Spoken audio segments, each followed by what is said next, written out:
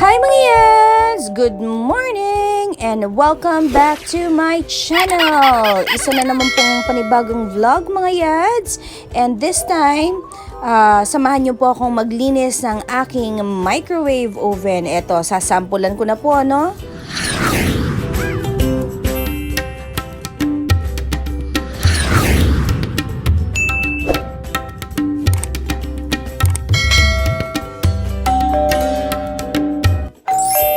Good morning mga Yads! And on today's video ay samahan niyo po akong maglinis ng aking microwave. Ito, sinampulan ko na po.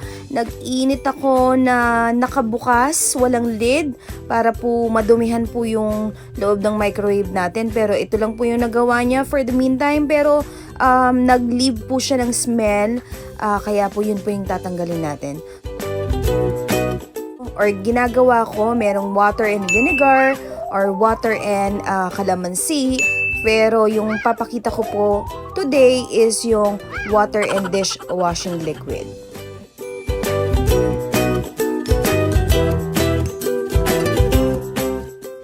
Eto mga Yads, nag-prepare na po ako ng water in a small bowl. Pero dahil struggle is real, eto hindi ko mabuksan. Hindi pa pala bukas, so I need to open it. Pero ito na po, ayan na, naglagay na po ako ng dishwashing liquid sa water na nakalagay sa bowl. So ito po yung gagamitin natin later on.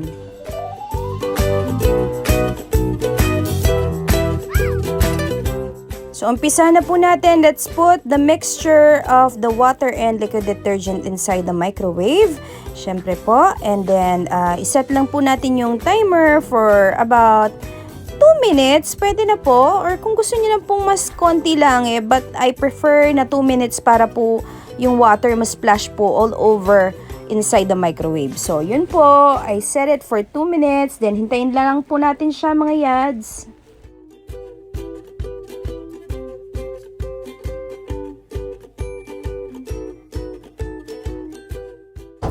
So, ayun mga Yads, nag-stop na po yung timer. Buksan na po natin. Yan mga Yads, yan ang sinasabi ko. Ay, yan ang gusto kong makita, yung water nag-splash na po sa all over ng loob ng microwave. Pero ito po yung pinaka-importante.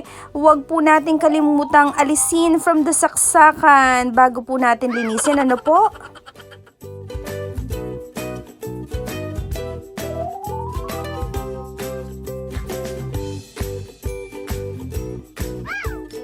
So, eto mga Yads, I'll be using my handy dandy kitchen towel, but you can use whatever you like. Kung damp sponge or cloth, nasa sa inyo na po yan. But mas convenient po para sa akin to. Siyempre, kailangan din po nating alisin ng mga to. Ano po? Linisin na lang po natin to separately. Pati po itong circle na to.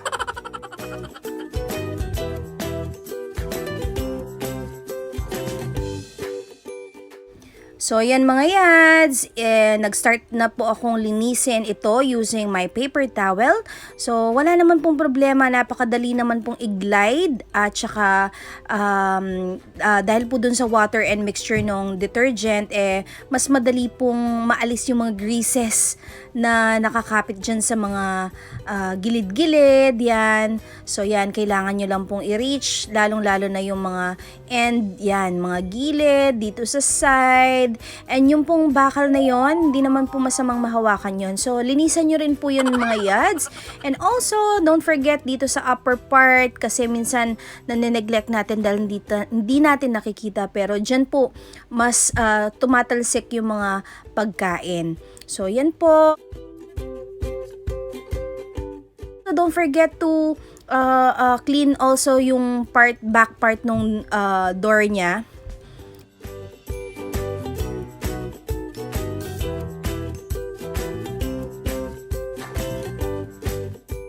So, eto, kumuha na naman ako ng another set of paper towels to wipe off all the bula na galing po dun sa liquid detergent. So, i-wipe off ko lang po yan. Hindi naman po siya nangangamoy, promise. Wala pong amoy na detergent kasi mild lang po yon at saka mas marami po yung water. So, as much as possible, konti lang po yung detergent, just enough lang po. So, yan. Huwag niyong kalimutan yung mga gilid-gilid kasi baka mamaya dun po napunta yung mga bula. So, mas maganda kung talagang naalis natin lahat. Okay? Kung natatakot po kayo na mangamoy detergent yung mga pagkain na ilalagay nyo. Hindi po. Basta po i-wipe nyo properly. Every spots sa loob po. Wipe it properly. Okay?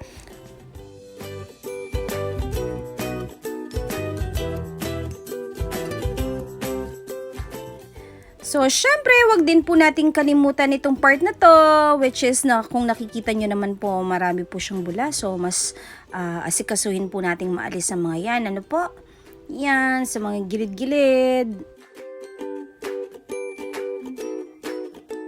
Na rin po nating linisin yung outer part. Syempre, yan yung unang-unang nakikita kaya dapat malinis din po yung labas. So, wipe everything. Yan, yung glass, pati po yung panel po dito sa side and sa taas din po nung microwave itself. Yan. So, pangalawang try ko na po to.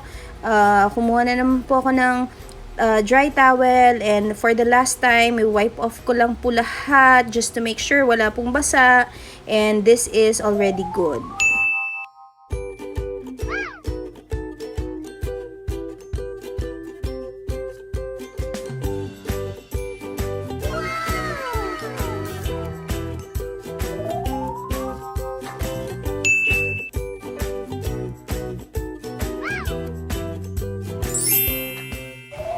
Final look para sa ating malinis at mabangong microwave oven.